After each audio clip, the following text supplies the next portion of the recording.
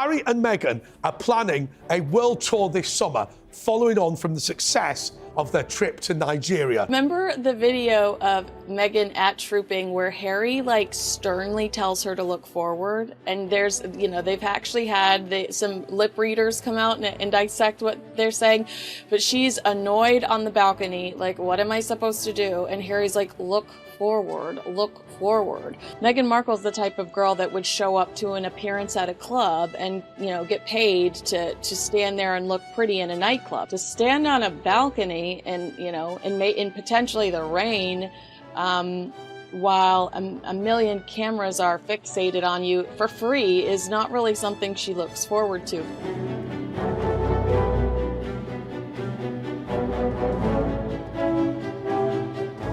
Harry and Meghan are planning a world tour this summer, following on from the success of their trip to Nigeria. Do you have a different definition of the word success than I do? Because the last one was a catastrophic failure.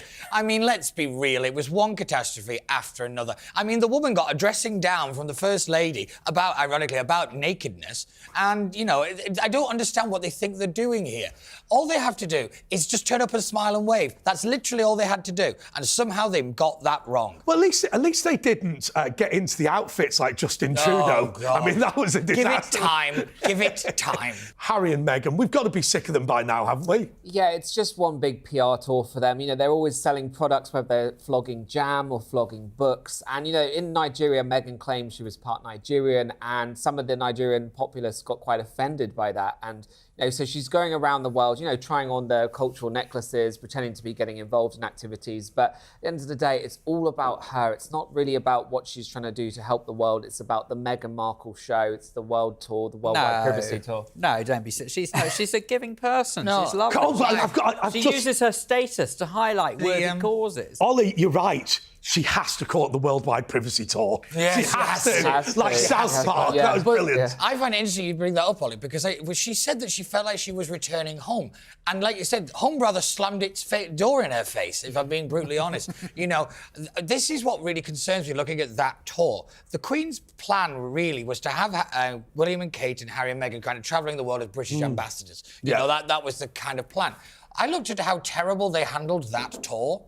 And my God, they could have started World War III. They managed to be the least honest deposed prince and princesses in all of Nigeria. The least honest deposed prince and princess in Nigeria. Yeah, you're right. That is a low bar, actually. I get very spirited emails all the time. Is that a new category in the Oscars or something? But Sam, what is the point of all this? I mean, is it just purely commercial?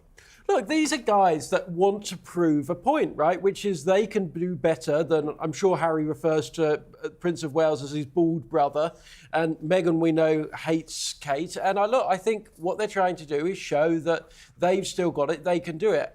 And of course, you can never forget that they have to do something to keep Spotify, to keep Netflix interested, all of whom have written them a cheque for hundreds of millions of dollars in order to produce something. And so far, haven't got much for it. No, well, I mean, they got dropped by Spotify for having no listeners, didn't they? I mean, I remember when the whale noises were doing better than them. It's Netflix, really? Doomed. Was that the Prince of Wales?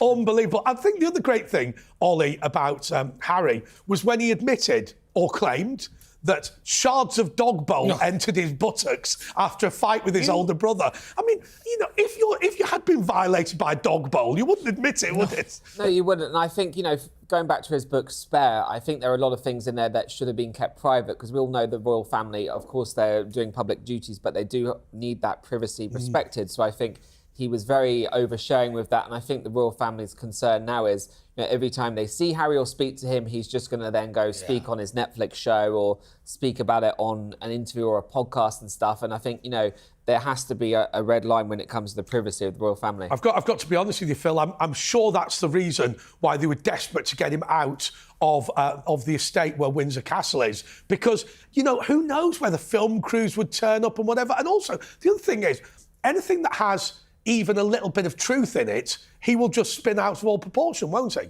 Well, spin out of proportion. And not only that, I mean, I wouldn't even trust him by telling him what the weather's doing at the moment, to be honest. I've never known anything like it. How can you go from being sort of a member of the royal family where their raison d'etre is never complain, never explain, to suddenly being the most open book since the Wikipedia launched? Do you know what I mean? It's just the most bizarre thing. I mean, it's very funny, isn't it? But we do know these Red Spur because he did the audio book, didn't he? Yeah, well, that's probably the first time he'd seen it. You know, there's been great advancements in AI, so, you know, it might just be his voice. But it's interesting with Spur. I think it's the greatest advertisement of why you shouldn't do therapy. Yeah. Because he seems to have gone down this path. And I look back at the old Prince Harry, the guy I used to call the nation's lad. You know, he was having parties, he was hanging out with supermodels. He was just basically being He was like wearing the Nazi costumes. Yeah. Well, you know, we all do things when we're young. But, that's getting ended out. Those were young, impetuous days. No, but this is what I'm saying. I look at him then and I look at him now, and it's clear that he is miserable. Yes, he is. It is absolutely clear. And now it might be missing his family, it might be regretting some of his actions. But, you know, these things called consequences, and he's got to handle it. How bizarre for Meghan Markle to launch American Riviera Orchard in the middle of two major, three, if you look at Fergie, the King, and then the Princess of Wales. We did not necessarily know about the cancer immediately of the Princess of Wales. We knew about cancer with Fergie and the King. But isn't it bizarre to you? Because we're a few weeks into this. Not one tangible product available on Meghan's American Riviera Orchard. There were 50 jars of jam made. I think maybe 5-6 people actually acknowledged that they received it. But to launch a brand in the middle of the royal family having a severe health crisis, what was the objective there when what's the return on investment when you and I can't even buy anything from Meghan Markle today? Does that not just seem very bizarre to you and narcissistic? Well, thankfully we can't, because, you know, actually I've got enough dog poo bags and tea towels and, you know, whatever else they're going to be selling, you know, cheap novelty T-shirts. We've got them coming out of our ears over here. But you're right. I think that it is. I mean, clearly the fact that no products have actually come to fruition goes to show that there was no urgency on the launch. The launch did not need to take place then. You know, you'd have some understanding, though I would have delayed it if it were me, but at least if there was a whole raft of products that had to be out on the shelves by a certain date, you know, if there was an expiry date on that dog food, then you'd understand why they would have to rush out that launch. But there was nothing. There are no products. There's only sort of patents for products and expected products. And jam is a preserve. The clue's there. You can preserve jam. You don't need to send the jam there because it will preserve. So they didn't need to do that. And that actually does take us nicely to Trooping with Colour, I think, because there's a lot of talk about Trooping with Colour. Well, firstly, there's the talk of the snub of Harry and Meghan and whether they would have been invited, whether they would have come or not. And we'll get to that in a moment. But there's also a lot of talk about whether Princess Catherine will make an appearance. She sent her apologies for the Colonel event that was the sort of seen as the rehearsal for Trooping the Colour. She sent a heartfelt letter apologising for not being there. But there was some speculation that we might just see a wave on the balcony or something else. But I think that although that would be lovely, and if she was well enough to do that, it would be wonderful and it would be so reassuring. It's King Charles's day, and I've a gut feeling that even if she were well enough to appear, I think that then it would be all about, wow, we've seen Catherine, rather than King Charles and his Trooping the Colour and it being his birthday. So I think there lays the difference between Princess Catherine, and maybe I'll be eating my words if she does appear, and Meghan and Harry, in as much as that I think that there is the protocol, there is the not usurping, there is when there is a headline about someone who is of a senior rank or an event that is around someone of a senior rank, you don't take the attention away from them by sending out jars of jam and talking about pet food. I've seen a lot of people criticize Harry for not acknowledging D-Day, and I think he might have done that for the exact reason you said. He didn't want to distract from something so significant that his brother and father participated in on a stage with world leaders. If Harry would have released a statement about D-Day on Sussex.com, it would have looked like he was trying to distract from a really important moment for his father, who has cancer. I believe this was his first big trip post-cancer diagnosis. And it would have distracted from his brother, who stepped in for his father for at least one event throughout the D-Day services. So, I've seen some of the criticism. Oh, Harry, why didn't Harry say something? Why is there nothing about D-Day on Sussex.com? Maybe he actually saw the writing on the wall here and said, it would be inappropriate for me to say or do anything.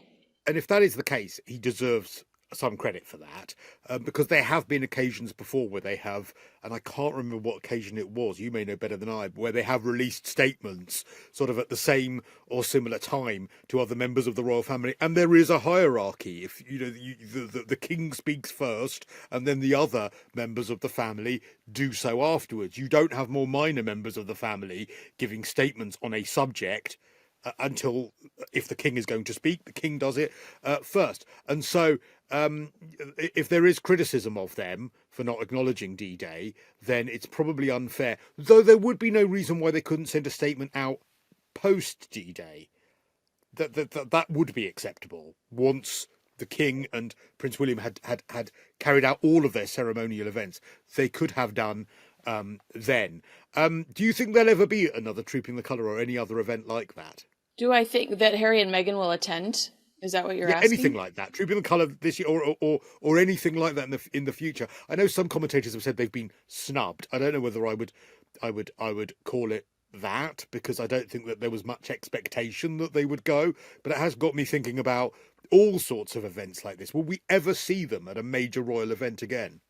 Well, the video that's circulating that I love, I don't know, this is so mean-spirited, and I apologize. I'll ask God's forgiveness tonight during my prayers. Yeah, so remember the video of Meghan at Trooping where Harry, sternly tells her to look forward? And there's, they've actually had some lip readers come out and dissect what they're saying, but she's annoyed on the balcony, what am I supposed to do? And Harry's like, look forward, look forward. So I really just don't think that is Meghan Markle. Well, I don't think that's Meghan Markle's jam. I don't think she enjoys that process. I think she's utterly annoyed by, and even, I bring this up constantly, but that Valentine Lowe quote, I can't believe I'm not getting paid for this. Meghan Markle's the type of girl that would show up to an appearance at a club and, get paid to stand there and look pretty in a nightclub. That is the Los Angeles lifestyle that she came from. So to stand on a balcony and, in potentially the rain, while a million cameras are fixated on you for free is not really something she looks forward to. But I agree with you. This is the idea of it being a snub. This is the royal family just not inviting them to Trooping for the second year in a row. It's not a snub. I think it's legitimately just the new normal. Yeah, and also bearing in mind that King Charles is so obsessed with a slimmed down monarchy. Well, I don't agree with that. I don't agree with that. I think that these are the circumstances that he made that comment over 10 years ago. I think these are unfortunate circumstances, but I don't think ever in his wildest dreams would he boot his son, I don't think he was ever going to boot Harry from I don't think so, but I don't think that he would have invited them to make up the numbers on a balcony that will probably look a bit sparse this year.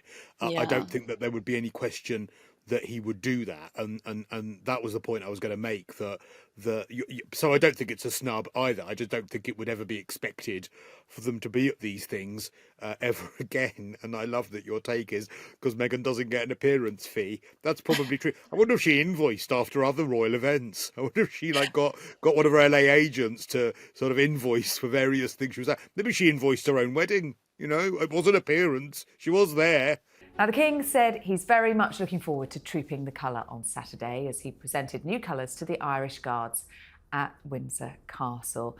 Matt, this is a really big day, a really special occasion to celebrate his official birthday. And only a few months ago, it wasn't clear whether he would be attending at all. No, I'm glad he is. He wanted to appear on horseback, but they thought that was a little bit too dangerous because he did have trouble with his horse last year. So he'll be in a carriage. Now, obviously, his birthday's in November, but he has the monarch has 2 birthdays. He goes back to King George III, and they decided to maybe have a kind of big bonanza with all the household cavalry in the summertime. So that's why we have it in June, because we can guarantee a bit more weather. Well, when you say that. Yeah, we hope so, yeah. Practically like November. That was the idea, anyway. But no, so it's always been about the monarch, but now it's kind of more and more becoming about the wider members of the royal family, the other ones that are going to turn up and support the king, and also the huge crowds. I mean, there are a lot of people turn out for this. I used to watch it on TV as a child, but I now go, and it's a real spectacular. The noise, the sounds, the smells, the horses, the fly past, the balcony. There's so much in it. And we went for a couple of years, during COVID era, where we didn't kind of have these kind of big spectacular things. To actually to hold events like this is really enjoyable. The King will enjoy it, he likes it, and then we'll probably, hopefully, get to see lots of other members of the royal family. And you're being very delicate about that, because the big question is, will the Princess of Wales make an appearance on the balcony? There's been rumours that she might. Lots and lots of rumours, and of course the crowd would go wild if she were to do that. I mean, I think expectations are being dampened, as they have been throughout, both the King and the Princess of Wales's cancers, because of course it's much better to assume that they're not going to be there, and then if they are there, there's great excitement around it rather than the other way round. So my gut feeling is she won't be there. That seems to be the mood music coming out of it. But there, it would be wonderful if she were. And I'm so disappointed that Charles won't be on horseback, because again, a few weeks ago there started to be rumours that he was pushing his medical team, saying he really wanted to. And just as Matt was saying, Noble, who is his new, he used to have George, who apparently was a real plodder, that a bomb could go off and George wouldn't flicker a whisker. Noble is a female, a mare, completely different kettle of fish, very, very skittish. And I think that the medical team were, no, that is not worth the risk. And presumably Charles is, although he's doing so much more at the moment, presumably he is pretty tired. He's still going through treatment. Anybody undergoing treatment for cancer is going to be much more fatigued than they would normally, particularly if you're in your mid-70s. So it would have been asking a lot for him to be on horseback, but it would have been great. Well, they're tailoring all these engagements to try and make them happen. So he had to go to trooping. When he went to D-Day, he had cancer the day before. I don't know if you spoke about this before, but he had cancer the day before, then still kind of managed it. And that's what they're doing with this. They look at it and think, of course he's going to be on the balcony, of course he's going to be in an open-top carriage, but they just have to, make sure that nothing goes wrong. But that's the thing, because he can't afford, then, if he does do an event that completely wipes him out, he would then be so disappointed to pull out of a future event. So it is all about being sensible and trying to just do these things in bite-sized chunks. But of course, all eyes will be, as we both said, on the wider family and who will be taking centre stage. Because, if the Princess of Wales isn't there, who then looks after the 3 children in the carriage if they're going to be there as well? We were told by Kensington Palace at the time when she revealed her diagnosis that she was going to be taking this time out in order to undergo her treatment, but that she may decide at points to attend certain key events, and that shouldn't be seen as a sign of a return to work. I suppose this could be one of those, and a balcony appearance is a relatively safe way. You're not having to come face to face with the public, you're there, but it would, I suppose, then lead to more discussion about, is she coming back to work? Of course. What I'm told is that it's all guided by her doctors, by her medical team. And it's very much like we're taking advice from, Macmillan or whoever it is. We're taking advice from the cancer specialist. And she could wake up on Saturday morning and say, of course I could do this. But she might not. So and then if you start... They've also asked us not to speculate, because they're saying that she needs to recover in private. So I find it really difficult sometimes to enter into to really encourage people to speculate what she's going to do. She'll come back when she's good and ready, but it is an opportunity. It could be done in a safe way, but they will be guided by the medical. And of course, we did have that big furore over the Ministry of Defence announcing that she was going to be attending the Colonel's Review and selling tickets for it, and actually then Kensington Palace saying, no, hold on, we haven't said anything. They don't want to be making any kind of promises. That took place last week, Daisy. And she sent a very delightful letter, saying, I'm so sorry, I can't be there, and so on. And of course, she's going to say, I'm so proud of you, and I'll hope to be there in the future, not too distant future. But those things, within the royal family, being the figurehead of a regiment is a really big deal. When they give out those those duties, there's an awful lot of behind the scenes, who's getting what, and so for her to have a regiment, she clearly wants to be seen to be doing the best for them. And I thought it was quite poignant, her letter, of how disappointed she is. I don't know, but I need to ask you, I know you said you're not allowed to speculate, but what's your gut feeling about trooping, whether she'll be there? Well, as I said, I don't think they will make decisions until very late for anything. Well, I imagine she won't be back till the sensible decision will come back in the autumn. Yeah. Why do you need to push her out there? But the interesting thing on the letter she wrote is that it said, I would look forward to seeing you very soon.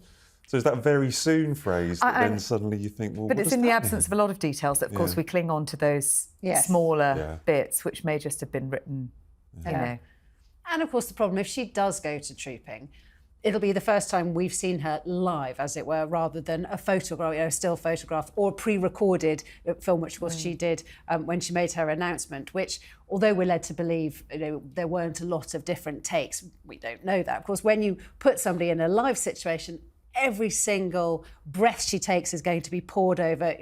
Her face is going to be, people are going to be saying, does she look tired? Has she lost hair?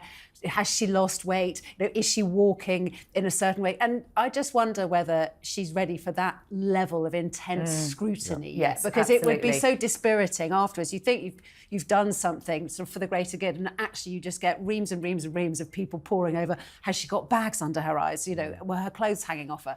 You sort of think, is she ready for that? She's going to be, Princess of Wales for the next, it's like 10, 15 years. She's going to be Queen. So we're going to have another 50, 40 years of her, giving proper service to the country. Let's just accept and Leave just her understand. be. Just leave her be. If she wants 5, 6, 7 months, whatever. She's done 10, 20 years or whatever of faultless work for us, never really put a foot wrong. So I'd like to be patient, and I find it difficult to really get into speculating when we might see her next, but who knows? Well, I think who knows is exactly right, because it depends how her treatment goes, and it is all in the hands of that medical team, isn't it, to guide on that. And it's been quite a busy week already for the Prince of Wales. He's been out and about visiting the England football team ahead of England's first match on Sunday. The Prince had only just actually caught his breath because he'd been taking part in last week's D-Day commemorations, both in Portsmouth, over here in the UK, and in Normandy. And before we talk football, I think we really need to just take a look back at those D-Day commemorations. Kinsey, I'm sure you tuned in and watched from across the pond, right?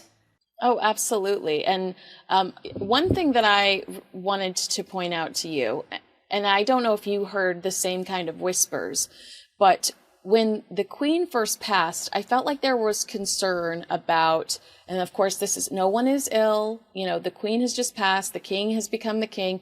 I feel like there were whispers of the King potentially being envious of Prince William's popularity.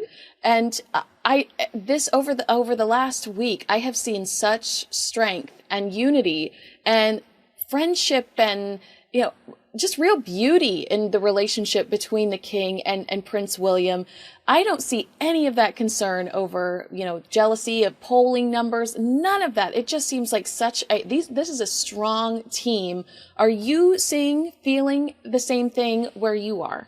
I think William and Charles are in terms of their relationship, in a really strong place. I mean, it's not actually that long ago when you consider that there were rumours of a bit of friction between father and son, rumours that perhaps William didn't think everything his father was doing was the right way to be going about things. I mean, I'm thinking about the Prince's Trust and William not wanting to take on the Prince's Trust. He wanted to create his own foundation, which he has done, but very much with a view to consolidating his charity work. And I think we've seen the King sort of doing that.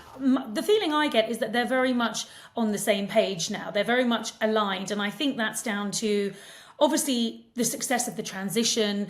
Charles needs William's full support. You've got the king here needing his Prince of Wales, needing his deputy, arguably more than ever, because, of course, he's going through cancer treatment. And as we saw at the D-Day landings, and as we saw at the commemoration of the D-Day landings, that really important 80th anniversary, there was a moment towards the end of that second day where William stood in for his father at a reception for state leaders and presidents, something ordinarily that we would expect to see the monarch at. And instead we saw William. So we saw William flexing his muscle as a sort of statesman on the international world stage and doing really well. And as you say, Kinsey, none of that sense of competition about, this needs to be the king being seen to do this. King was more than happy, on the advice of his medical team, to stand down from that engagement, bearing in mind that he'd done everything at Portsmouth. He'd given a brilliant speech. He'd been there in Normandy, given another excellent speech. He'd been at the most important events.